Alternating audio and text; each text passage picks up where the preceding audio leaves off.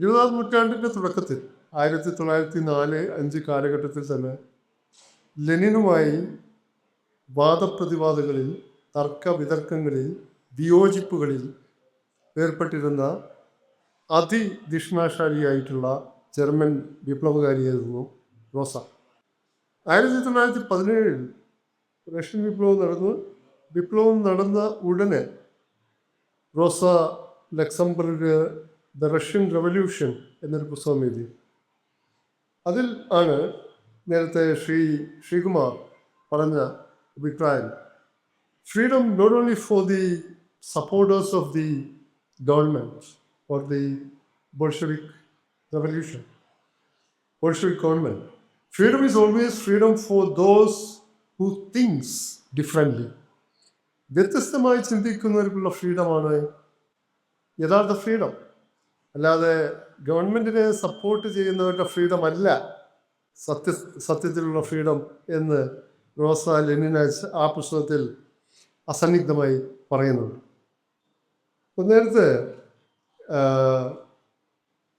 ചൂണ്ടിക്കാണിച്ചതുപോലെ തന്നെ 1975 new Left Review എന്ന ലോകപ്രസിദ്ധമായ പ്രസിദ്ധീകരണത്തിൽ താരിഖ് അലി, കെ ദാമോദരൻ JNUവിൽ ഇന്ത്യൻ കമ്മ്യൂണിസ്റ്റ് പാർട്ടിയുടെ ചരിത്രത്തിൻ്റെ ഗവേഷണത്തിൽ PC ജോഷി മുഴുകിയിരിക്കവേ അദ്ദേഹത്തെ അഭിമുഖം നടത്തുന്നു. അതിൽ നേരത്തെ ശ്രീകുമാർ പരാമർശിച്ച പല കാര്യങ്ങളോടൊപ്പം തന്നെ ചെക്കോസ്ലോവാക്യയെ പറ്റിയുള്ള 1968 ഓഗസ്റ്റിലാണ് ചെക്കോസ്ലോവാക്യയിൽ ഡ്യൂബ്ചെക്ക് മാനവിക മുഖമുള്ള സോഷ്യലിസം, അഭിപ്രായ സ്വാതന്ത്ര്യം, വിയോജന സ്വാതന്ത്ര്യം എല്ലാം അനുവദിക്കുന്ന തരത്തിലുള്ള ഒരു മാനവിക മുഖമുള്ള സോഷ്യലിസത്തിന് വേണ്ടി പുറപ്പെടുന്നത്. ആ സമയത്ത് തന്നെ റഷ്യയുടെ പ്രതിരോധ മന്ത്രിയായിരുന്ന, പേര് മറന്നുപോയി, അന്നത്തെ പ്രധാനമന്ത്രി ആയിരുന്ന കോസിജിനും ഒക്കെ ചെക്കോസ്ലോവാക്യയിലേക്ക് പോയിട്ടുണ്ട്. ചെക്കോസ്ലോവാക്യയിലെ സ്ഥിതിഗതികൾ മനസ്സിലാക്കാൻ വേണ്ടി റഷ്യയാണ് പറഞ്ഞയച്ചത്. ആ പ്രതിരോധ മന്ത്രിക്ക് ചെക്കോസ്ലോവാക്യയിൽ എന്തു വന്നാലും സോവിയറ്റ് സൈനിക ഇടപെടൽ വേണമെന്ന കാര്യത്തിൽ യാതൊരു തർക്കവും ഉണ്ടായിരുന്നു. കോസിജിൻ പക്ഷേ തുടക്കത്തിൽ ആ പക്ഷത്തോട് യോജിച്ചില്ല, ആ അഭിപ്രായത്തോട് യോജിച്ചില്ല. പക്ഷേ കോസിജിൻ ഒരു പ്രത്യേക സാനിറ്റോറിയത്തിൽ വിശ്രമസങ്കേതത്തിൽ അങ്ങനെ ഇരിക്കുമ്പോൾ ചെക്കോസ്ലോവാക്യയിലെ ഏതാനും ചില മാധ്യമ പ്രവർത്തകർ, അവരിൽ ഒരു വനിതാ മാധ്യമ പ്രവർത്തകയും ഉണ്ടായിരുന്നു, വളരെ സ്വാതന്ത്ര്യത്തോടെ കോസിജിനോട് ചില ബുദ്ധിമുട്ടുള്ള ചോദ്യങ്ങൾ ചോദിക്കുകയുണ്ട്. അങ്ങനെയാണ് കോസിജിൻ എന്നാൽ സൈനിക ഇടപെടൽ ആവാം എന്ന് പറയുന്നത്. ഞാനിപ്പോൾ വായിക്കുന്ന പുസ്തകം the dark side of the Earth, how the Soviet Union collapsed but remained, Mikhail Zygar എഴുതിയ പുസ്തകത്തിൽ യെവ്കിൻ യെവ്തുഷെങ്കോ എന്ന കവി, എഴുത്തുകാരൻ, ചലച്ചിത്രകാരൻ ഒക്കെ ആയിരുന്ന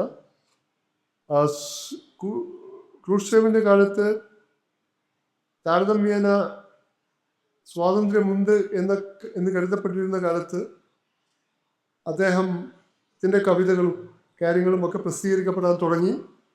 അദ്ദേഹം ഭരണകൂടത്തോട് അല്ലെങ്കിൽ സോവിയറ്റ് കമ്മ്യൂണിസ്റ്റ് പാർട്ടിയോട് അചഞ്ചലമായ കൂറ് പുലർത്തുന്ന വ്യക്തിയായിരുന്നില്ലെങ്കിലും അന്നത്തെ സോവിയറ്റ് കമ്മ്യൂണിസ്റ്റ് പാർട്ടിക്ക് അദ്ദേഹം ഒരു അരോചക സാന്നിധ്യമായിരുന്നേ.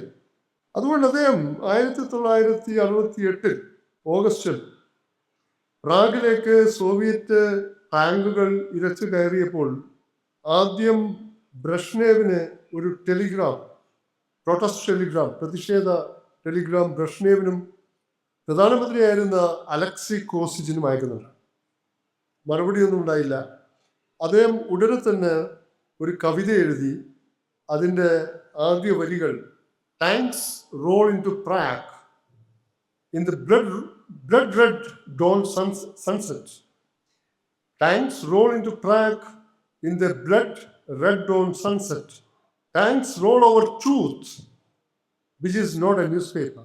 നേരത്തെ പറഞ്ഞതുപോലെ പ്രാവ്ദ എന്ന പത്രത്തിൻ്റെ പ്രാവ്ദ എന്ന വാക്കിൻ്റെ അക്ഷരാർത്ഥം സത്യം എന്നാണ്. ഈ പുസ്തകത്തിൽ പറയുന്ന മറ്റൊരു പ്രധാനപ്പെട്ട സംഭവം 1968 ഓഗസ്റ്റ് മാസത്തിൽ ചെക്കോസ്ലോവാക്യയിലെ പ്രാഗ് വസന്തം എന്നറിയപ്പെട്ട ആ പുതിയ സംഭവ വികാസത്തെ അടിച്ചമർത്താൻ സോവിയറ്റ് ടാങ്കുകൾ പോയപ്പോൾ 2 കാര്യങ്ങൾ. 4 ദിവസം കഴിഞ്ഞ് മോസ്കോയിലെ റെഡ് സ്ക്വയറിൽ 8 പേർ, അതിൽ കവികളുണ്ട്, ശില്പികളുണ്ട്, ഭാഷാശാസ്ത്ര പണ്ഡിതരുണ്ട്, ഒക്കെ യുവാക്കളാണ്. 8 പേർ സിറ്റിൻ. അന്ന് സാർ ഭരണകാലത്ത് മധ്യകാലഘട്ടത്തിൽ വിമതരെയും കുറ്റവാളികളെയും ഒക്കെ തൂക്കിലേറ്റിയിരുന്ന ഒരു സ്ഥലമുണ്ട്. അതങ്ങനെ തന്നെ ഉണ്ടായി. അവിടെ 8 പേർ സിറ്റിൻ സമരത്തിൽ ആകെ freedom for all, freedom for you and ഞങ്ങൾക്കും നിങ്ങൾക്കും സ്വാതന്ത്ര്യം എന്നായിരുന്നു ബാനർ. അവർ എഴുതിയുണ്ടാക്കിയ ബാനർ എഴുതി വെച്ചിരുന്നു. അങ്ങനെ അപ്പോൾ തന്നെ KGB വന്നു. അവരെല്ലാം പൊക്കി 2-3 കാറുകളിലിട്ട് കൊണ്ടുപോയി. അതിൽ ഒരാൾ ഒരു കവയത്രിയായിരുന്നു, 33 വയസ്സേ ഉണ്ടായിരുന്നു. അവർ 1968 ഫെബ്രുവരി മാസത്തിൽ തന്നെ സോവിയറ്റ് ഭരണകൂടത്തിൻ്റെ ചില റിപ്രഷൻ, അടിച്ചമർത്തൽ അല്ലെങ്കിൽ ഡിസൻറ്റിനെ, വിമത ശബ്ദങ്ങളെ, വിയോജന ശബ്ദങ്ങളെ അടിച്ചമർത്തുന്നതിനെതിരെയുള്ള സമരങ്ങളിൽ പല സമരമുഖങ്ങളിൽ ഭാഗമാക്കായിരുന്നു പ്രതിഷേധ റാലികളിൽ. വലിയ വലിയ സമരങ്ങളില്ല, ഇങ്ങനെ 8 പേർ, 2 പേർ, 10 പേർ ഒക്കെ ചേരുന്ന സമരങ്ങളാണ്. അപ്പോൾ അവർക്ക് 1968 ഫെബ്രുവരിയിൽ തന്നെ അവരെ ഏതോ ഒരു പ്രതിഷേധ സമരത്തിൽ പങ്കെടുത്തതിന് 2 തരത്തിലുള്ള ശിക്ഷയാണ്. ഒന്നുകിൽ ജയിൽവാസം, അല്ലെങ്കിൽ സൈക്യാട്രിക് ഹോസ്പിറ്റലിലേക്ക് പറഞ്ഞത്. സ്ലഗിഷ് ഷിസോഫ്രീനിയ, നേരിയ ഒരു തരം ഷിസോഫ്രീനിയ ആണ് എന്ന രോഗം എഴുതി വെക്കുകയും ചെയ്യും. ഇവർക്കപ്പോൾ 3 മാസം പ്രായമുള്ള ഒരു കുഞ്ഞുണ്ട്. കുഞ്ഞിനെ ഒരു വണ്ടിയിൽ വെച്ചാണ് വന്നത്. അവരെയൊക്കെ അറസ്റ്റ് ചെയ്ത് കൊണ്ടുപോയി. ചിലർക്ക് ജയിൽവാസം, ഇവർക്ക് വീണ്ടും സൈക്യാട്രിക് ഹോസ്പിറ്റലിൽ അഡ്മിഷൻ, അങ്ങോട്ട് പ്രവേശിപ്പിച്ചു. പക്ഷെ ഇതേ പുസ്തകത്തിൽ 1968 അതേ മാസം ചിക്കാഗോയിൽ അമേരിക്കയുടെ ഡെമോക്രാറ്റിക് നാഷണൽ കൺവെൻഷൻ നടക്കുകയാണ്. ആരായിരിക്കണം അടുത്ത പ്രസിഡന്റ് സ്ഥാനാർത്ഥിയെ നോമിനേറ്റ് ചെയ്യാനുള്ള പ്രധാനപ്പെട്ട കൺവെൻഷൻ ചിക്കാഗോ. അവിടെ ആ വിയറ്റ്നാം യുദ്ധത്തിൻ്റെ പ്രതിഷേധത്തിൻ്റെ അലയടികൾ അമേരിക്കയിൽ ആഞ്ഞടിച്ചുകൊണ്ടിരിക്കുന്ന സന്ദർഭം. അവിടെ 30 വയസ്സുള്ള ഒരു ആക്ടിവിസ്റ്റ് ആയിട്ടുള്ള ജെറി റൂബിൻ ഒരു പന്നിയെ, പിഗാസസ് എന്ന പേര് കൊടുത്ത് ഒരു പന്നിയെ കൊണ്ടുവന്ന് അത് സിംബോളിക്കലി, പ്രതീകാത്മകമായി US പ്രസിഡന്റിൻ്റെ സ്ഥാനാർത്ഥിത്വത്തിന് പ്രതീകാത്മകമായി കൊണ്ടുവന്ന് അങ്ങനെ 8 പേർ, അതിൽ ബ്ലാക്ക് പാന്തേഴ്സ് എന്ന സംഘത്തിലെ ബോബി സീലുമുണ്ട്. 8 പേർ മോസ്കോയിൽ. ആ 8 പേർ മോസ്കോയിൽ സിറ്റിൻ സമരം ചെയ്യുമ്പോൾ 100 മീറ്റർ അകലെയുള്ള ക്രെംലിനിൽ അതിലെ മുറികളിൽ ബ്രഷ്നേവും കൂട്ടരും ചെക്കോസ്ലോവാക് നേതൃത്വത്തെ പ്രഷറൈസ് ചെയ്യുന്നുണ്ട്. നിങ്ങൾ മാറണം, ഈ പോക്ക് നല്ലതിനല്ല എന്ന് പറഞ്ഞു. അതേസമയം തന്നെ 100 മീറ്റർ അകലെ നാഷണൽ ഡെമോക്രാറ്റിക് കൺവെൻഷൻ നടന്നു. ഈ 8 പേര് അമേരിക്കൻ പോലീസ് പിടികൂടി, ജയിലിലിട്ടു. പിന്നെ അവിടുത്തെ കോടതിയിലെത്തിയപ്പോൾ അത് അവരുടെ അറസ്റ്റ് വിചിന്തനത്തിന് റിപ്പീൽ ചെയ്യപ്പെട്ടു എന്നാണ് പറഞ്ഞത്.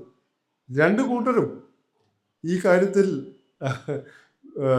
ഒരുപോലെ ആയിരുന്നു എന്ന് ഈ 2 സംഭവങ്ങൾ അടിക്കടി പ്രതിപാദിച്ച് ഈ ഗ്രന്ഥകാരൻ പറയുകയാണ്. ഈ ഗ്രന്ഥം വാസ്തവത്തിൽ സോവിയറ്റ് യൂണിയനെ അനുകൂലിക്കുന്ന ഗ്രന്ഥമല്ല. സോവിയറ്റ് യൂണിയന്റെ തകർച്ചയ്ക്ക് ശേഷം how the Soviet Union collapsed but remained. എന്നുവെച്ചാൽ സോവിയറ്റ് യൂണിയൻ തകർന്നെങ്കിലും സോവിയറ്റ് യൂണിയന്റെ ഭരണരീതികൾ ഇപ്പോഴും, എന്നുവെച്ചാൽ സാമ്പത്തിക ക്രമം മാറി, അവിടെ ഒരു തരം മുതലാളിത്തം വന്നു. ഒളിഗാർക്സ് ഉണ്ടായി, അതൊക്കെ ശരി തന്നെ. പക്ഷെ സോവിയറ്റ് സ്റ്റൈൽ ഓഫ് ഗവേണൻസ് അത് വ്ളാദിമിർ പുടിൻ്റെ രൂപത്തിൽ ഇപ്പോഴും അപങ്കുരം, അനവരതം, ഒരു പക്ഷേ അതേ മട്ടിൽ തുടരുന്നു. അതുകൊണ്ട് കൊലാപ്സ്ഡ് ബട്ട് റിമെയിൻസ് എന്ന ഒരു സബ് ടൈറ്റിൽ കൊടുത്തിരിക്കുന്നു. ഇത് ഞാൻ ഇദ്ദേഹത്തിൻ്റെ വാദങ്ങളോട് തീർച്ചയായും പൂർണ്ണമായും യോജിക്കുന്നത് കൊണ്ടല്ല ഈ പുസ്തകം വായിക്കുന്നത്. പക്ഷേ കുറേ കാര്യങ്ങൾ ഇപ്പോൾ ദാമോദരൻ്റെ ആ ഇൻ്റർവ്യൂവിൽ തന്നെ സോവിയറ്റ് യൂണിയനിൽ നിന്ന് നമുക്കേറെ പഠിക്കാനുണ്ടായി. ഭാഗ്യവശാലോ നിർഭാഗ്യവശാലോ സോവിയറ്റ് യൂണിയൻ്റെ അവസാന നാളുകളിൽ 1989 മുതൽ 95 വരെ സോവിയറ്റ് അനന്തര റഷ്യയിലും തകർന്നടിഞ്ഞ 15 റിപ്പബ്ലിക്കുകളിലും കിഴക്കൻ യൂറോപ്പിലെ ഒട്ടുമിക്ക മുൻ സോഷ്യലിസ്റ്റ് രാജ്യങ്ങളിലും എൻ്റെ കൗമാരത്തിൽ, ആരബ്ധ യൗവനത്തിൽ എന്ന് പോലും പറഞ്ഞുകൂടാ, എൻ്റെ കൗമാരത്തിൽ ആവോളം സഞ്ചരിക്കാനും. ഞാൻ പഠിക്കാൻ പോയത് മെഡിസിൻ ആയിരുന്നു. പക്ഷെ വാസ്തവത്തിൽ ഞാൻ പോയത് ഇവിടെ എൻട്രൻസ് പരീക്ഷ, അന്ന് കോച്ചിങ് സെൻറ്ററും ശൈലം ഒന്നുമില്ല. എൻട്രൻസ് പരീക്ഷ എഴുതുകയും 600 എത്രയോ റാങ്ക് കിട്ടുകയും അഗ്രികൾച്ചറൽ BSc ഫിഷറീസോ കിട്ടി. ഇനി ഞാൻ എൻട്രൻസ് എന്ന പരീക്ഷ എഴുതുകയേയില്ല എന്ന് പറഞ്ഞ് ദേവഗിരി കോളേജിൽ ഫിസിക്സിന് ചേർന്നപ്പോഴാണ് സോവിയറ്റ് യൂണിയനിൽ സ്കോളർഷിപ്പോടെ പഠിക്കാനുള്ള ഒരു ഭാഗ്യം കിട്ടുന്നത്. അപ്പം എൻ്റെ ആത്യന്തികമായ ലക്ഷ്യം, ഞാൻ സോവിയറ്റ് നാട്, സോവിയറ്റ് ലാൻഡ് പോലുള്ള പ്രസിദ്ധീകരണങ്ങളിലൂടെ ചെറുപ്പം മുതലേ വായിച്ചാരാധിച്ച് മനസ്സിൽ പ്രതിഷ്ഠിച്ച ഒരു വിഗ്രഹമായ രാജ്യത്തെ നേരിൽ കാണുക എന്നതായിരുന്നു.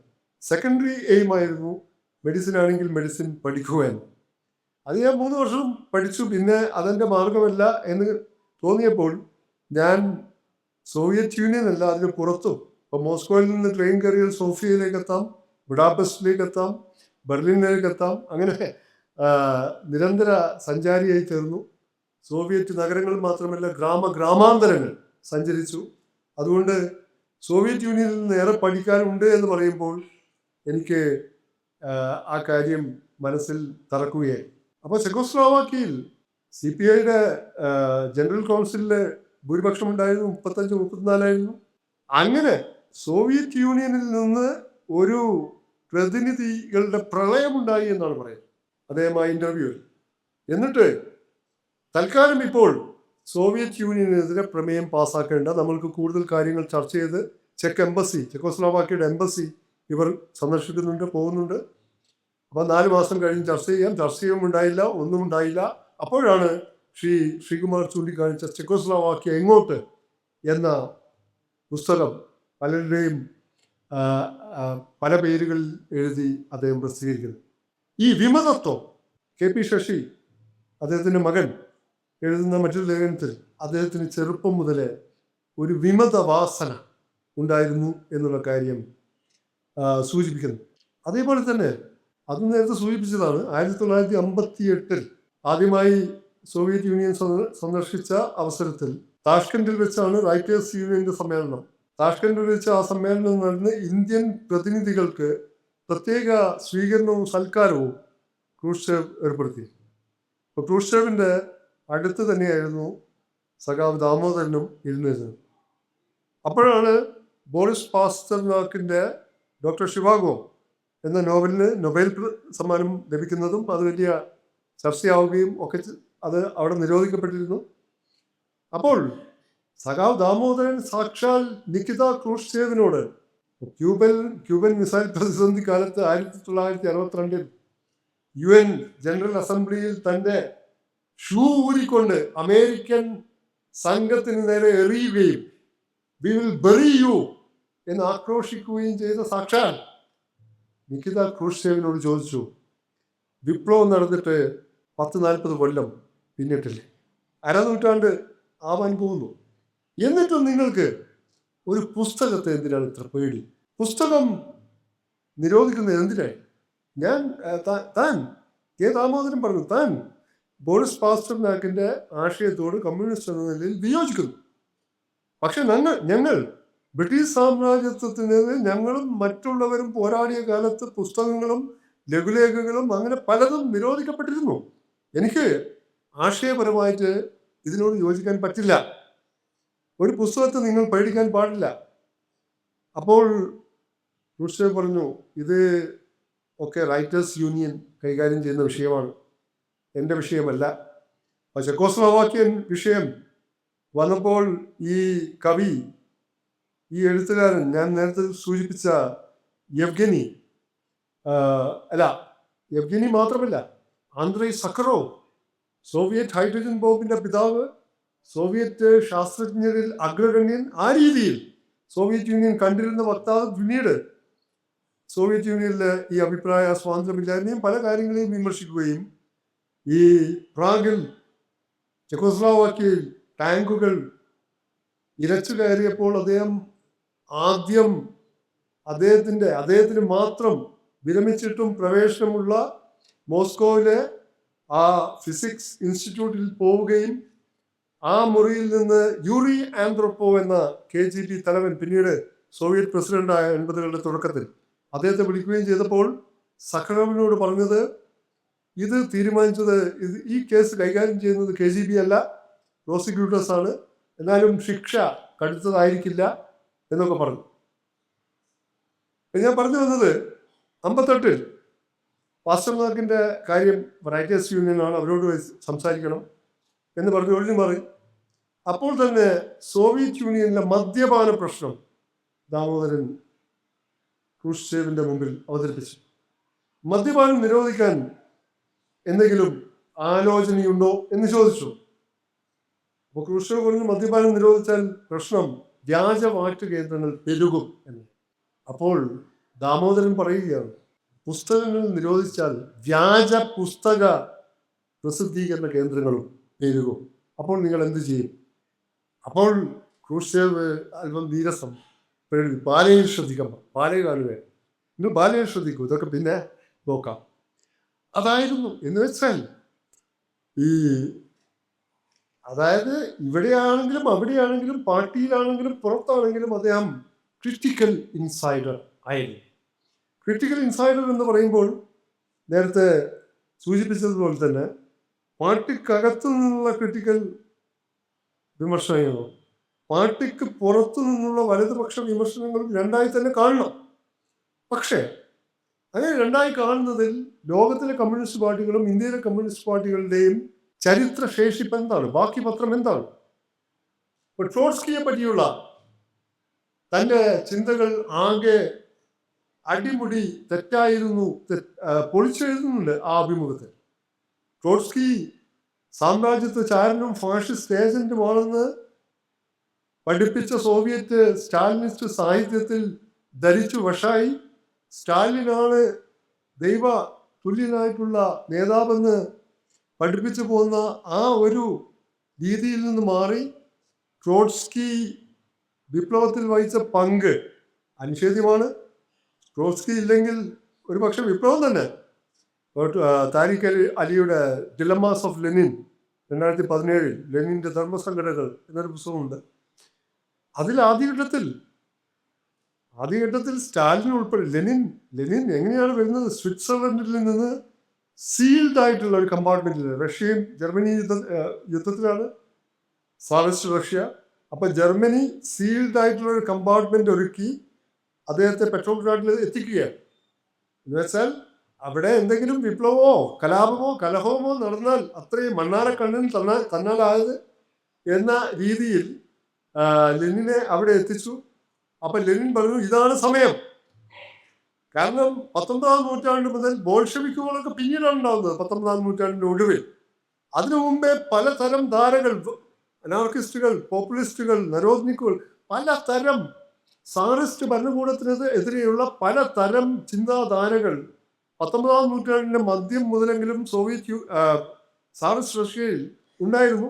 ബോൾഷെവിക് പാർട്ടിയും മെൻഷെവിക് പാർട്ടിയും ഒക്കെ അതിൻ്റെ ഒടുവിൽ 19ാം നൂറ്റാണ്ടിന്റെ ഒടുവിലും 20ാം നൂറ്റാണ്ടിന്റെ പ്രഥമ പാദത്തിലുമാണ് ശക്തി ആർജിക്കുന്നത്.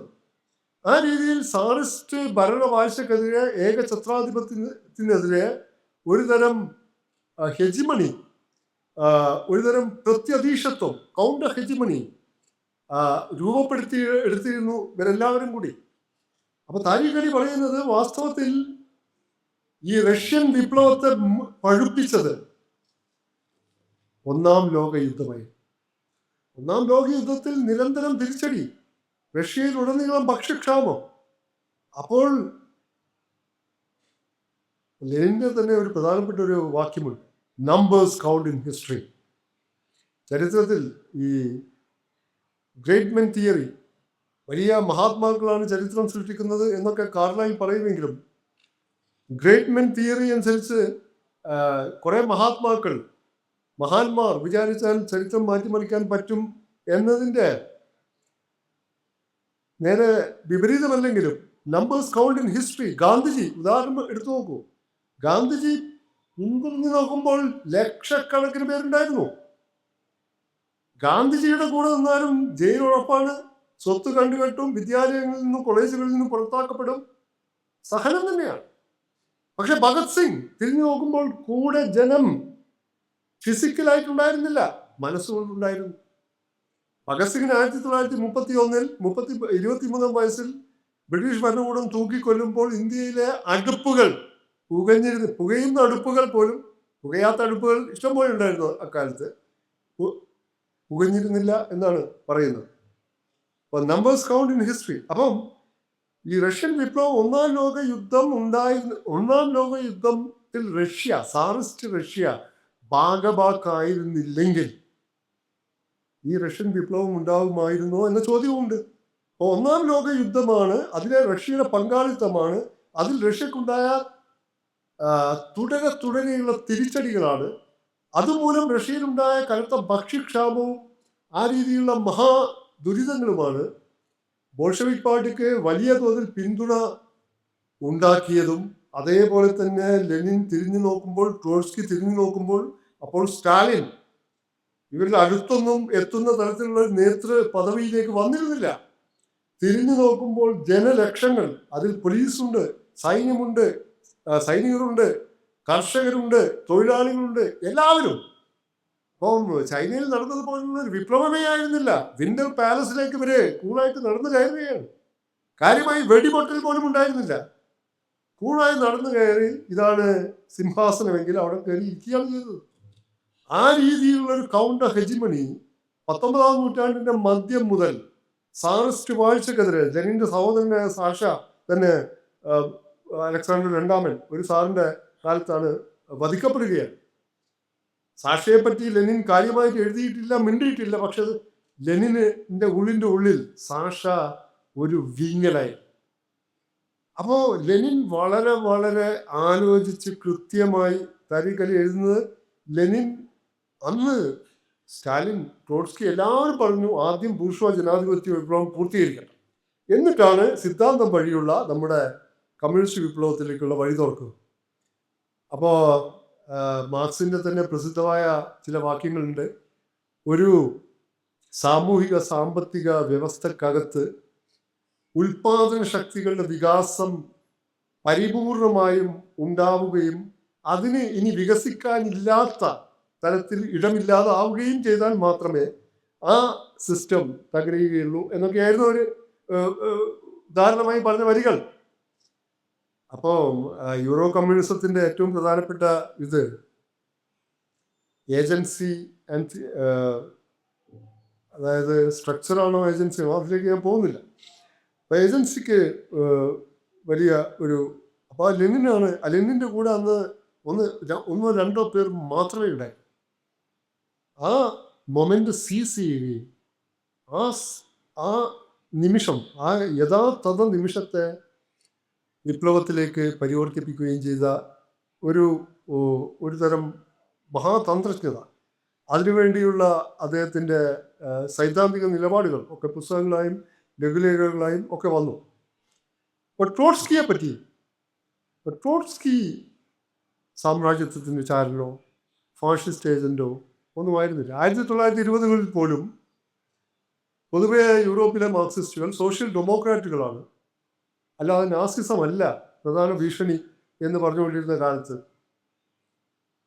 അപ്പൊ ട്രോട്സ്കിയെ പറ്റി അദ്ദേഹം ട്രോട്സ്കി പറഞ്ഞ ഒരു കാര്യം, ദ റെവല്യൂഷൻ ബിട്രേഡിൽ മാത്രമല്ല അവർ ഫ്യൂച്ചർ ടാസ്ക്സ് 1905 എഴുതുന്ന, ലെനിനോട് വിയോജിച്ചുകൊണ്ട് എഴുതുന്ന, അത് റെവല്യൂഷൻ ബിട്രേഡിൽ 1936 സ്റ്റാലിനെ പറ്റി പ്രത്യേകിച്ചും എഴുതിയ, സോവിയറ്റ് വിപ്ലവം എങ്ങനെ വ്യതിചലിച്ചു എന്ന് എഴുതിയ ആ പുസ്തകത്തിൽ അദ്ദേഹം അവതരിപ്പിക്കുന്ന ഒരു ആശയമുണ്ട്, സബ്സ്റ്റിറ്റ്യൂഷനിസം.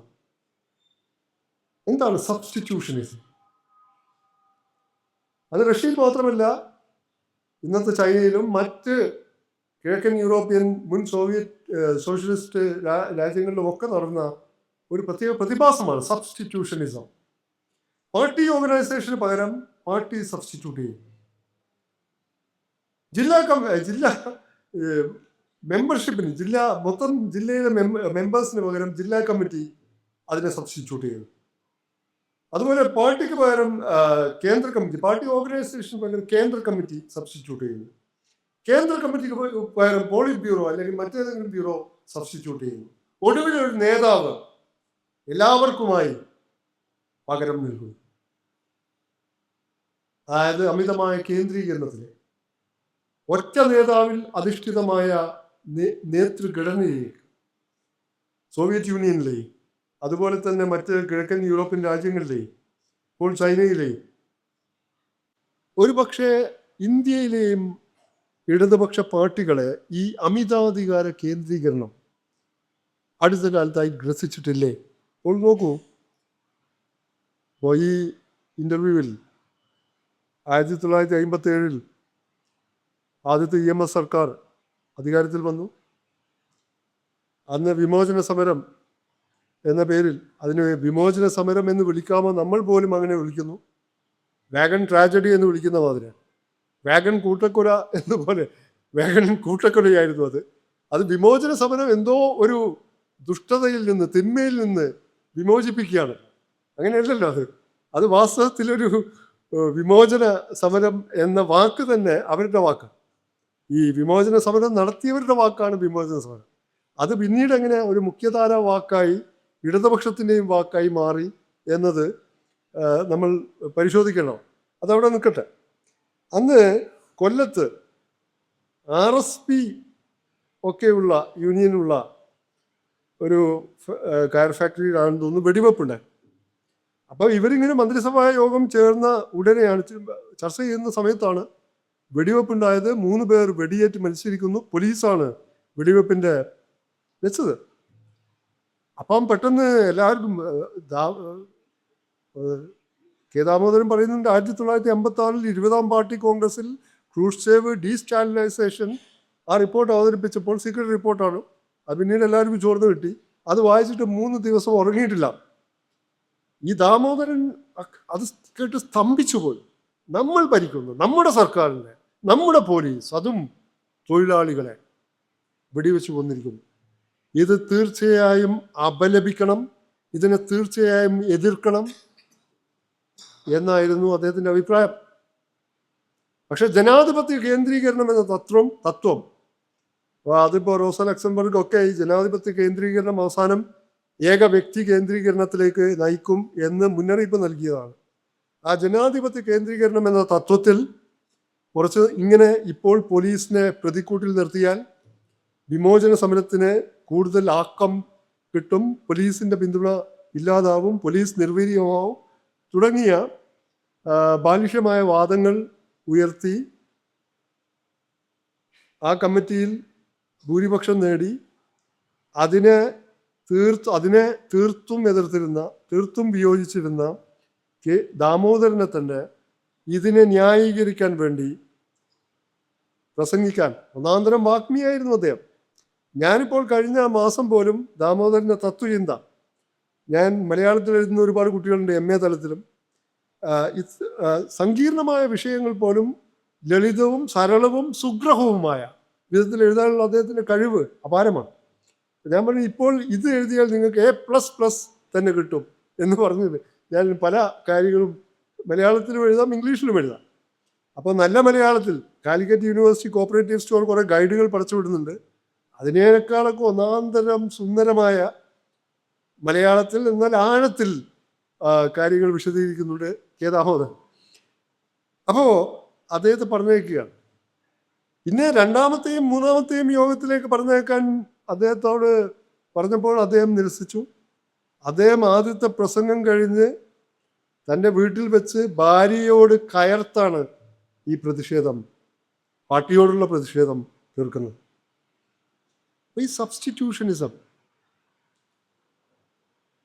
നമ്മുടെ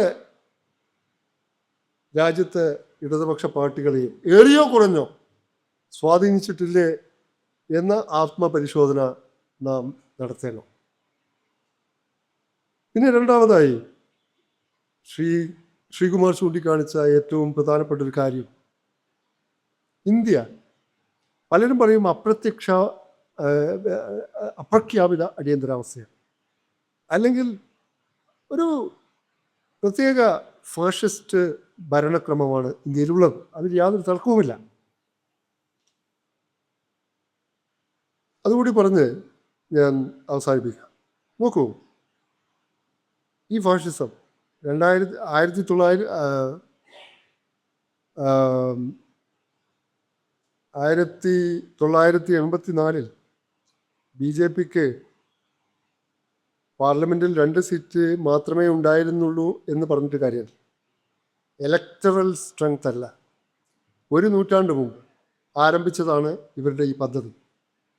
സാംസ്കാരിക മണ്ഡലത്തിൽ ദൈനംദിന ജീവിതത്തിൽ നിരന്തരമായി ഇടപെട്ടുകൊണ്ട് ഉത്തരേന്ത്യയിൽ, ദക്ഷിണേന്ത്യയിൽ, ഉത്തരേന്ത്യയിൽ മഹാരാഷ്ട്രയിൽ നിന്ന് വ്യാപിച്ച് 1925 RSSും 15 ഹിന്ദു മഹാസഭയും രൂപം കൊണ്ട് അതിനു മുമ്പേ ഈ ധാര, ഗോരക്ഷണി സഭ എന്നൊക്കെ ദയാനന്ദ സരസ്വതി 19-ാം നൂറ്റാണ്ടിൽ തന്നെ പല സംഘടനകളിലൂടെയും മാർഗങ്ങളിലൂടെയും ഈ ഹിന്ദുത്വത്തിൻ്റെ ആശയങ്ങൾ ഇന്ത്യൻ സമൂഹത്തിൽ സന്നിവേശിപ്പിച്ചുകൊണ്ടിരുന്ന ഒരു പ്രക്രിയ നടന്നിരുന്നു സാംസ്കാരിക മണ്ഡലത്തിൽ.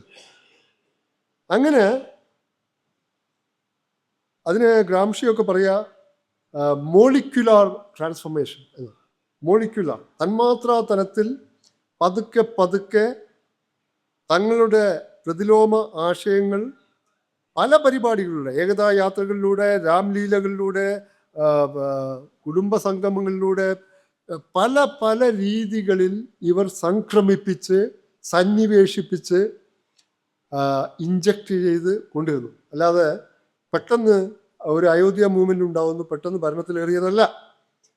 1984 2 സീറ്റുകൾ മാത്രം ഉണ്ടായിരുന്നെങ്കിലും ഇന്ത്യയിലെ സാംസ്കാരിക പൊതുബോധത്തിൽ ഹിന്ദുത്വത്തിൻ്റെ ആശയങ്ങൾ അതിസമർത്ഥമായി സന്നിവേശിപ്പിക്കാൻ അവർക്ക് കഴിഞ്ഞിരുന്നു. അങ്ങനെ നോക്കൂ, 2019 പ്രസിദ്ധമോ കുപ്രസിദ്ധമോ ആയ ആ കോടതി വിധി വന്നത്. 1992 ഡിസംബർ 6 ബാബരി മസ്ജിദ് പട്ടാപ്പകൽ ഈ സംഘം പൊളിച്ച അതേ സ്ഥലത്ത് തന്നെ രാമക്ഷേത്രം നിർമ്മിക്കാൻ അനുവാദം നൽകി. ആ വിധിയുടെ ഇതിലേക്ക് ഞാൻ പോകുന്നില്ല. ആ വിധി പുറപ്പെടുവിച്ച ബെഞ്ചിലെ പലരും എന്തൊക്കെയായി, പിന്നീട് രാജ്യസഭാംഗം ഉൾപ്പെടെ എന്തൊക്കെയായി എന്ന് പരിശോധിച്ചാൽ നമുക്ക് ഉത്തരം കിട്ടും. 2020 അയോധ്യയിൽ ആ ക്ഷേത്രത്തിൻ്റെ ഭൂമി പൂജ നടത്തിയത് സാക്ഷാൽ ഇന്ത്യൻ പ്രധാനമന്ത്രിയായ ശ്രീ നരേന്ദ്രമോദിയാണ്. 2023 മെയ് 28 ആ ദിനത്തിനൊരു പ്രത്യേകത കൂടിയുണ്ട്. അന്നാണ് സവർക്കറിന്റെ ജന്മദിനം, VD സവർക്കറിന്റെ. ആ ജന്മദിനത്തിന് തന്നെ 2023 മെയ് 28 പുതിയ പാർലമെന്റ് ഉദ്ഘാടനം ചെയ്യപ്പെട്ടു. പുതിയ പാർലമെന്റ് ഉദ്ഘാടനം ചെയ്യപ്പെടുന്നതിന് മുമ്പ് വാജ്പേയി സർക്കാർ, NDA സർക്കാർ ഉണ്ടായിരുന്ന കാലത്ത് 2003 ആ പാർലമെന്റിന്റെ സെൻട്രൽ ഹാളിൽ മഹാത്മാഗാന്ധിയുടെ ഛായാചിത്രത്തിന് നേരെ എതിർവശം ഇളിച്ചുകൊണ്ടോ ചിരിച്ചുകൊണ്ടോ ഒരു സവർക്കറിന്റെ ചിത്രം സ്ഥാപിച്ചിരുന്നു. അന്ന് അരുൺ ഷൂരി ആ മന്ത്രിസഭയിൽ അംഗമായിരുന്നു. പിന്നീട് അരുൺ ഷൂരി പല കാര്യങ്ങളിലും എന്തോ തെറ്റുണ്ടായി. ദ ന്യൂ ഐക്കൺ എന്ന പുസ്തകം സവർക്കറിനെ പറ്റി എഴുതി, എല്ലാവരും എഴുതിയ ഫ്രണ്ട് ലൈൻ ഒരു നിരൂപണത്തിൽ ആ റിവ്യൂവിൽ പറഞ്ഞത് കട്ട് ആൻഡ് പേസ്റ്റ് ആണ്. പലരും മുമ്പേ എഴുതിയത്, സവർക്കർ എഴുതിയത് തന്നെ ഇങ്ങനെ കട്ട് ആൻഡ് പേസ്റ്റ് ചെയ്തിരിക്കുന്ന പുസ്തകമാണ്. പുതുതായിട്ടൊന്നുമില്ല. അദ്ദേഹം എത്രയോ ആൾക്കാർ എഴുതിയിട്ടുണ്ട്. ആ 2023 മെയ് 28 രാജാധിപത്യത്തിൻ്റെ, മധ്യകാല രാജാധിപത്യത്തിൻ്റെ, സമഗ്രാധിപത്യത്തിൻ്റെ പ്രതീകമായ ചെങ്കോൽ പാർലമെൻറ്റ് സ്പീക്കറുടെ ഇരിക്കുന്ന സൈഡിൽ ഒരു വലതുവശത്തോ ഇടതുവശത്തോ സ്ഥാപിച്ചു. യാഗയജ്ഞ ഹോമാദികളോടെ സന്യാസിമാർ, ശൈവ സന്യാസിമാരുടെ ഒരു പട, അവിടെ ധൂമപടലങ്ങൾ ഉയരുന്നു. ഒരു ആധുനിക ജനാധിപത്യ രാഷ്ട്രത്തിൻ്റെ പാർലമെൻറ്റാണ് ഉദ്ഘാടനം ചെയ്യപ്പെടുന്നത്, അതോ മതരാഷ്ട്രത്തിൻ്റെ പാർലമെൻറ്റായിരുന്നു? നമ്മളൊക്കെ കണ്ടതല്ലേ. 2024 ജനുവരി 22 അവസാന മാസം, ജനുവരി അവസാന ആഴ്ചകളിൽ, അതിന് മുമ്പ് തന്നെ കന്യാകുമാരി പോയി ഒരു നാടകം നടത്തി, കരിക്കൻ വെള്ളമൊക്കെ കുടിച്ച് ഒരു ഉപവാസം. പ്രാണപ്രതിഷ്ഠ നടത്തിയത് ഒരു ശങ്കരാചാര്യരോ അല്ലെങ്കിൽ ആ തരത്തിലുള്ള പുരോഹിത ശ്രേഷ്ഠന്മാരോ ഒന്നുമല്ല. ഇദ്ദേഹം സാക്ഷാൽ ഇന്ത്യൻ പ്രധാനമന്ത്രിയാണ് പ്രാണപ്രതിഷ്ഠ നടത്തിയത്. അതുകൊണ്ടാണ് ഐജാസ് അഹമ്മദ് 2022 അന്തരിക്കുന്നതിന് മുമ്പ് നരേന്ദ്രമോദി NDA സർക്കാർ രണ്ടാമതും അധികാരത്തിൽ വന്ന ഉടനെ ഫ്രണ്ട്ലൈൻ മാസികയിൽ ഒരു ദീർഘ അഭിമുഖം നൽകിയിരുന്നു. ആ അഭിമുഖത്തിൻ്റെ തലക്കെട്ട് the state is taken over from within എന്ന, രാഷ്ട്രത്തെ ഉള്ളിൽ നിന്ന് തന്നെ എടുത്തിരിക്കുന്നു. രാഷ്ട്രത്തെ ഉള്ളിൽ നിന്ന് തന്നെ തെരഞ്ഞെടുപ്പ് കമ്മീഷൻ, ED ഏതാവട്ടെ, കേന്ദ്ര അന്വേഷണ ഏജൻസികളെ, ഭരണഘടനാ സ്ഥാപനങ്ങളെ മുഴുവൻ തനിക്കാക്കി വെടക്കാക്കി, SIR ആണെങ്കിലും ഏതാണെങ്കിലും അവർക്കിപ്പോൾ ആകെ ചെയ്യേണ്ടത് ഔപചാരികമായി ഇതൊരു ഹിന്ദു രാഷ്ട്രമാണ് എന്ന് പറയുകയേ വേണ്ടു. ബാക്കിയെല്ലാം ചെയ്തു കഴിഞ്ഞിരിക്കുന്നു. അപ്പോൾ അടിയന്തരാവസ്ഥയും ഇതിനെയും താരതമ്യപ്പെടുത്തുന്നതിൽ യാതൊരു കാര്യമായ സാങ്കത്യമില്ല. കാരണം അടിയന്തരാവസ്ഥ തീർച്ചയായും അപലപിക്കപ്പെടേണ്ട നീചമായ ഒരു പ്രവൃത്തി തന്നെയായിരുന്നു, ഒരു സംഭവമായിരുന്നു അത്. പക്ഷേ അടിയന്തരാവസ്ഥക്ക് ഒരു കേഡർ പാർട്ടിയുടെ, ഭൂരിപക്ഷ വർഗീയതയുടെ പിൻബലമുണ്ടായിരുന്നില്ല. അടിയന്തരാവസ്ഥക്കാലത്ത് ഭരണകൂട സ്ഥാപനങ്ങൾ മുഴുവൻ പിടിച്ചടക്കുകയും വടക്കാക്കുകയും ചെയ്തിരുന്നുവെങ്കിൽ അടിയന്തരാവസ്ഥ പിൻവലിച്ചു നടന്ന തെരഞ്ഞെടുപ്പിൽ ഇന്ദിരാഗാന്ധിയുടെ കോൺഗ്രസ് തോറ്റ് തറ പറ്റില്ലായിരുന്നു. ആ സ്ഥാപനങ്ങളൊക്കെ BJP ഇന്ന് ആക്കിയ പോലെ ആക്കിയിരുന്നെങ്കിൽ അത് സംഭവിക്കില്ലായിരുന്നു. അതിന് ഒരു മതത്തിൻ്റെയും ജാതിയുടെയും ഭാഷയുടെയും പേരിൽ വിഭജിക്കുന്ന അജണ്ട അടിയന്തരാവസ്ഥയുടെ കാർമ്മികർക്ക്, കാര്യകർത്താക്കൾക്ക് ഉണ്ടായിരുന്നില്ല. എന്ന് വെച്ചാൽ അടിയന്തരാവസ്ഥ മോശമായിരുന്നു, നല്ലതായിരുന്നു എന്നല്ല ഞാൻ പറയുന്നു. ഇന്നത്തെ ഈ പരോക്ഷ അടിയന്തരാവസ്ഥ എന്നൊക്കെ പറയുന്ന അടിയന്തരാവസ്ഥ അന്നത്തെ അടിയന്തരാവസ്ഥയേക്കാൾ മാരകമാണ്. അതാണ് നമ്മൾ തിരിച്ചറിയേണ്ടത്. അപ്പോൾ ഇപ്പോൾ നോക്കൂ, എന്നെ അത്ഭുതപ്പെടുത്തിയ ഒരു പ്രതിഭാസം. ഇപ്പോൾ ഹിന്ദുവിൽ ആദിത്യ നിഗം ഫ്രണ്ട് ലൈനിൽ ബംഗാളിലെ തെരഞ്ഞെടുപ്പ് വിശകലനം ചെയ്തുകൊണ്ട് എഴുതിയ ലേഖനം ഡേഞ്ചറസ് മയോപ്പിയ. ഇതിൽ ബംഗാളിലെ CPM 2021 അവരുടെ വാട്സാപ്പ് മെസ്സേജുകളിൽ മേമേഴ്സ്, അവരുടെ ഇങ്ങനെ, അതായത് ബംഗാളിൽ 21 Ram 26 Ram in 2021 left in 2026. അതായിരുന്നു ഇങ്ങനെ വാട്സാപ്പിലൂടെ. തൃണമൂലാണ് ഭീകരശക്തി. തൃണമൂൽ ഒരു ഏകാധിപത്യ, തൃണമൂൽ അതൊക്കെ ശരിയാണ്. CPMൻ്റെ ഓഫീസുകൾ പിടിച്ചെടുത്തു, തൃണമൂൽ ടെറർ എന്നൊക്കെയായിരുന്നു, അത് ശരിയുമാണ്. പക്ഷേ തൃണമൂലിനെ തറ പറ്റിക്കുക എന്ന ലക്ഷ്യത്തിൽ 2019 ലോകസഭാ ഇലക്ഷനിൽ, അതുപോലെ അസംബ്ലി ഇലക്ഷനിൽ 2021 റാം ഇൻ 2021 ലെഫ്റ്റ് ഇൻ 2026, പിന്നെ 2026 ഫസ്റ്റ് റാം ദെൻ ലെഫ്റ്റ്. അപ്പോൾ സുവേന്ദു അധികാരി എന്നെ പറഞ്ഞില്ലേ, ഭവാനിപ്പൂരിൽ താൻ ജയിച്ചത് CPMന് അവിടെ 13,000 വോട്ടുണ്ട്, എനിക്ക് 10,000 വോട്ട് കിട്ടി. ഹ്രസ്വകാല ലക്ഷ്യങ്ങൾക്ക് വേണ്ടി തൃണമൂൽ തറ പറ്റി എന്നതിലാണ് ഭയങ്കരമായിട്ടുള്ള സന്തോഷം. അവിടെ അധികാരത്തിൽ വന്നത് ആരാണ്? BJP. ബംഗാളിലെ സംസ്കാരം, ഭക്ഷണം, വസ്ത്രവിധാനങ്ങൾ, അവിടുത്തെ ഡിയറ്റീസ്, വിഗ്രഹങ്ങൾ, അവരാരാധിക്കുന്ന എല്ലാം മാറ്റി പൊളിച്ചെഴുതുന്ന അജണ്ടയുമായി 2016 മുതൽ പ്രവർത്തിച്ചു വരുന്ന ശക്തിയാണ് BJP എന്ന് ബംഗാളിലെ മതനിരപേക്ഷ ജനാധിപത്യപരമായി ചിന്തിക്കുന്ന ആർക്കും അറിയാം. ബംഗാളിൽ അവർക്ക് വലിയ ലക്ഷ്യങ്ങളുണ്ട്. അപ്പോൾ തൃണമൂലിന് ഒരു ഹ്രസ്വകാല ലക്ഷ്യത്തിന് വേണ്ടി തറ പറ്റിച്ചു, അതിനുവേണ്ടി BJPക്ക് വോട്ട് കൊടുത്തു എന്ന് പലരും പറഞ്ഞിട്ട് അദ്ദേഹം ആധികാരികമായി തന്നെ എഴുതിയിട്ടുമുണ്ട്. അപ്പോൾ BJP എന്ന കക്ഷിയെ ബംഗാളിൽ എത്ര 200-ലധികം സീറ്റ് കൊടുത്താണ് സീറ്റ് നേടിയാണ് വിജയിച്ചിരിക്കുന്നത്. അവരത്ര പെട്ടെന്ന് വിട്ടുപോകും. ത്രിപുര ഇതുവരെ ബംഗാൾ 2011 നഷ്ടപ്പെട്ടതിന് ശേഷം CPM-ന്, ഇടതുപക്ഷത്തിന് അവിടെ ശരിക്കും വേരാഴ്ത്താൻ പറ്റും.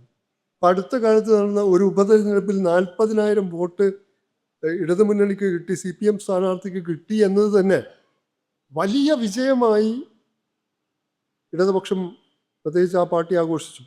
പക്ഷേ എതിരാളി BJP-കാരൻ ജയിച്ചത് 1 ലക്ഷത്തിൽ പരം വോട്ടുകൾക്കാണ്. അത് കാണുന്നില്ല. അപ്പോൾ വർഗീയതയുടെ കാര്യത്തിൽ ഒരു ഐഡിയോളജിക്കൽ ക്ലാരിറ്റി ഇല്ലെങ്കിൽ, ഇപ്പം കേരളത്തിൽ ഇലക്ടറൽ ആയി നോക്കിയാൽ BJPക്ക് 14% വോട്ടേ ഉള്ളൂ ഇപ്രാവശ്യം.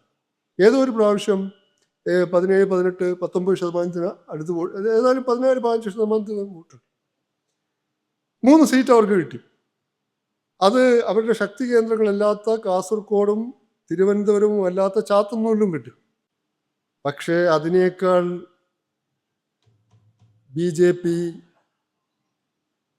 ഇവിടെ സാംസ്കാരിക തലത്തിലും പ്രത്യയശാസ്ത്ര തലത്തിലും ഒരു സാന്ദ്ര സാന്നിധ്യമായി മാറിക്കൊണ്ടിരിക്കുക. അതാണ് BJP അടുത്ത തെരഞ്ഞെടുപ്പിൽ 13-ഓ 33-ഓ ആകുമോ എന്നതല്ലേ, ആകാനുള്ള സാംസ്കാരിക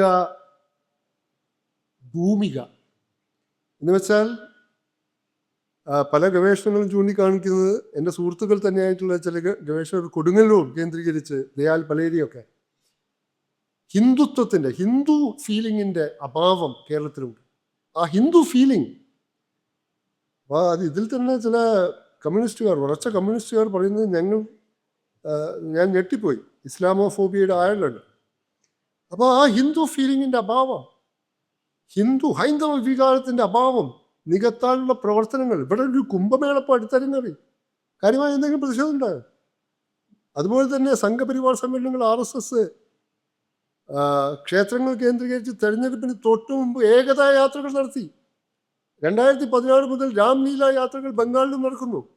കുംഭമേള നടത്തിയിട്ട് നമ്മൾ സ്തംഭിച്ചു പോയില്ല. പക്ഷേ കുംഭമേള ഇവിടെ എന്താണ്, ഉത്തരേന്ത്യയിൽ നിന്ന് പെട്ടെന്ന് ഇറക്കുമതിയില്ല, വളരെ ആസൂത്രിതമായി 100 കൊല്ലക്കാലമായി അവർ വടക്കേ ഇന്ത്യയിൽ വളരെ കാര്യക്ഷമമായും വിജയകരമായും ചെയ്തുകൊണ്ടിരിക്കുന്നത് തെക്കേ ഇന്ത്യയിൽ, തമിഴ്നാട്ടിലും കേരളത്തിലുമാണ് കാര്യമായി ഫലിക്കാതെ പോയത്. അതിപ്പോൾ കേരളത്തിൽ, തമിഴ്നാട്ടിൽ പോലും ഫലിച്ചിട്ടില്ല. അവിടെ TVK വന്നു, DMK പോയി, BJPക്ക് 4 സീറ്റുള്ളത് 1 സീറ്റായി കുറഞ്ഞു. അവിടെയുള്ള ഒരു സാംസ്കാരിക അന്തരീക്ഷം വേറെയാണ്. ആ ഹിന്ദുത്വ സാംസ്കാരിക ബിംബങ്ങൾക്ക് തമിഴ് ജനതയിൽ അത്ര പെട്ടെന്ന് വേരുകൾ ആഴ്ത്താൻ പറ്റില്ല എന്നതിനെ പറ്റിയുള്ള പഠനങ്ങളും ഉണ്ടായിട്ടുണ്ട്. പക്ഷെ കേരളത്തിൽ ഇസ്ലാമോഫോബിയ, അപ്പോൾ കേരളത്തിൽ ഇത്തരത്തിലുള്ള ഒരു ഹിന്ദുത്വ സാംസ്കാരിക പരിസരം ഒരുക്കുന്നതിലും അതിനെ ദൃഢീകരിക്കുന്നതിലും മതേതര പാർട്ടികൾ എന്ന് പറയുമ്പോൾ വലതുപക്ഷത്തുള്ള മതേതര പാർട്ടികളും വരും, ഇടതുപക്ഷത്തുള്ള മതേതര പാർട്ടികളും വരും. അവർക്ക് ഉള്ള പങ്കും നമ്മൾ ആത്മപരിശോധന നടത്തേണ്ടതുണ്ട്.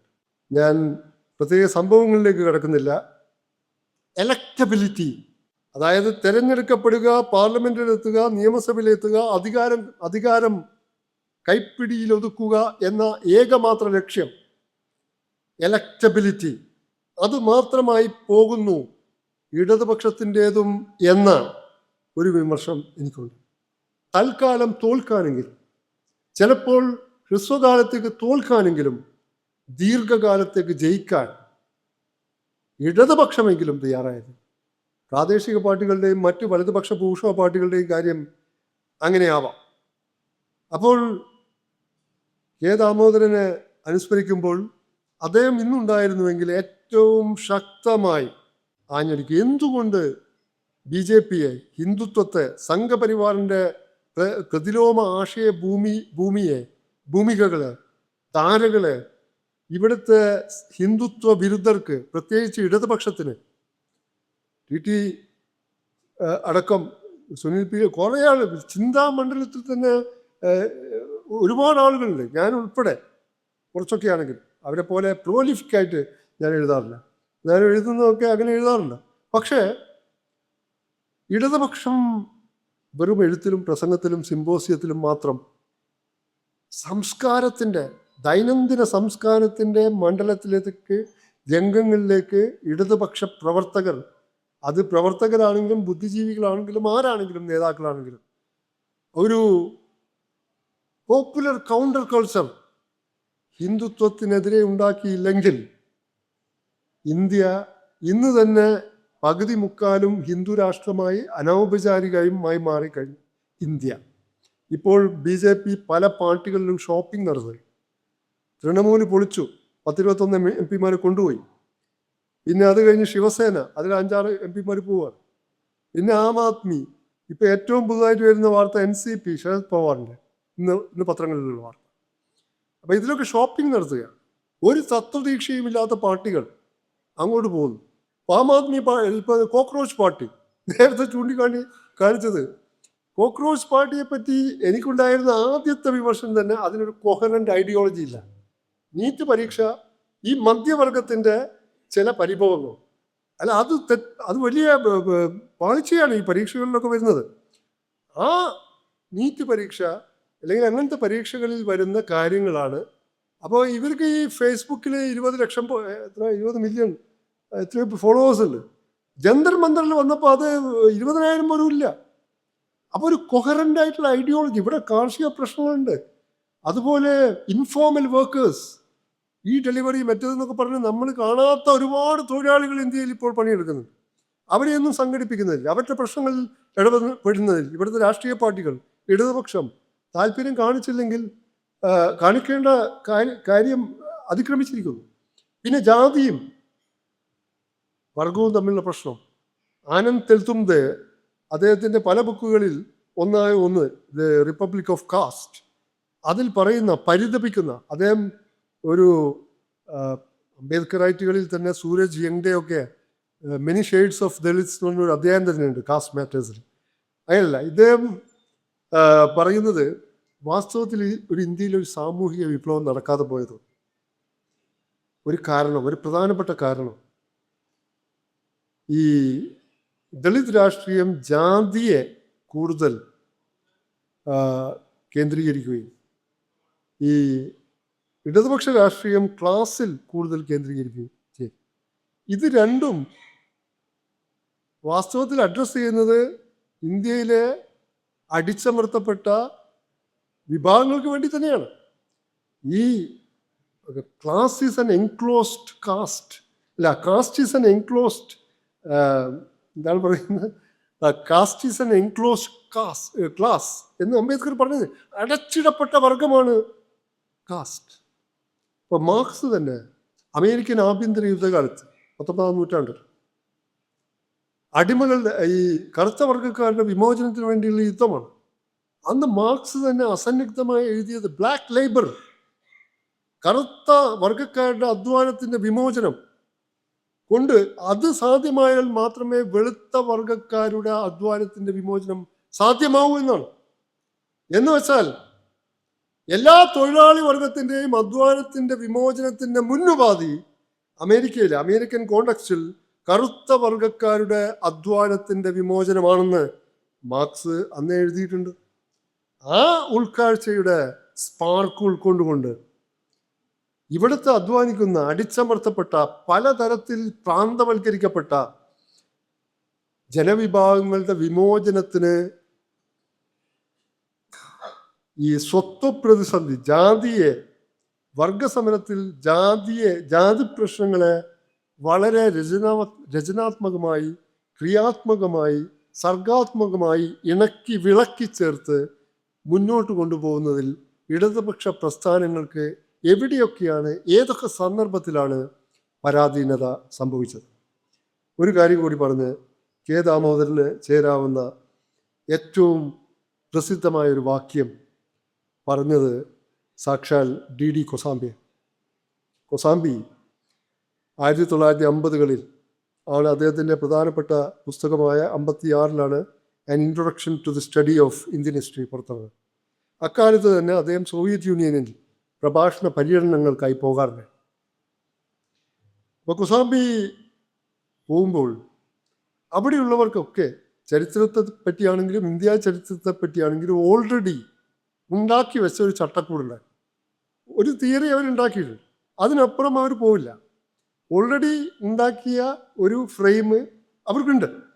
അതിനപ്പുറമുള്ള കാര്യങ്ങൾ പറഞ്ഞാൽ കൊസാംബിയെ അവർ വിമർശിക്കുമായിരുന്നു. അങ്ങനെ കൊസാംബി ഒരു കാര്യം അവതരിപ്പിച്ചു, ഒരു സോവിയറ്റ് ഇൻഡോളജിസ്റ്റിനെ കഠിനമായി എതിർത്തു. അപ്പോൾ കൊസാംബി ഡാങ്കയെ തന്നെ എതിർക്കുന്നുണ്ട്. Primitive communism, from slavery to primitive communism എന്ന ഡാങ്കയുടെ 48-ലെ പുസ്തകം കൊസാംബി നിരൂപണം ചെയ്ത് ചിഹ്ന ഭിന്നമാക്കി പിച്ച് ചിന്തിക്കണം. അത്രയും യാന്ത്രികമായിട്ടുള്ള മാർക്സിസ്റ്റ് പ്രയോഗമായിരുന്നു ഡാങ്കെ അതിൽ നടത്തിയത്. ഇങ്ങനെ മീന കൊസാംബിയുടെ ഒരു ബുക്കുണ്ട്, അൺസെറ്റിലിംഗ് ദി പാസ്റ്റ്, കൊസാംബിയുടെ മകൾ. അപ്പോൾ അൺസെറ്റിലിംഗ് ദി പാസ്റ്റിൽ ഈ സംഭവങ്ങൾ വിവരിക്കുന്നുണ്ട്. അപ്പം കൊസാംബി അവിടെ സോവിയറ്റ് യൂണിയനിൽ പോയി പ്രസംഗിക്കുന്നു. അപ്പോൾ കൊസാംബിക്കെതിരെ രൂക്ഷ വിമർശനവുമായി ഒരു സോവിയറ്റ് ചരിത്രകാരൻ മുന്നോട്ട് വന്നു. കൊസാംബിയോട് പറഞ്ഞു, your Marxism is only skin deep, നിങ്ങളുടെ മാർക്സിസം തൊലിപ്പുറത്തേ ഉള്ളൂ. അപ്പം കൊസാംബി പറഞ്ഞു, my skin is sufficiently thick, എൻ്റെ തൊലി ആവശ്യത്തിലേറെ കട്ടിയുള്ളതാണ്. കൂടെ ഒരു കാര്യം കൂടി പറഞ്ഞു, Marxism is a tool of analysis, it is not a substitute for thinking. Marxism is a tool of analysis. Marxism എന്ന് പറയുന്നത് വിശകലനത്തിനുള്ള ഒരു ഉപകരണം മാത്രമാണ്. അത് not a substitute for thinking, ചിന്തക്ക് പകരം വെക്കാവുന്ന ഒന്നല്ല. കെ ദാമോദരനും അദ്ദേഹത്തിൻ്റെ ജീവിതത്തിൽ അക്ഷരാർത്ഥത്തിൽ എഴുത്തിലും പ്രസംഗത്തിലും പ്രവൃത്തിയിലും കാണിച്ചു കൊടുത്തത് കൊസാംബി 50-കളിൽ ആ സോവിയറ്റ് ഇൻഡോളജിസ്റ്റിനോട് പറഞ്ഞ മറുപടിയാണ്. ഞാൻ ഈ വാക്കുകൾ അവസാനിപ്പിക്കുന്നു.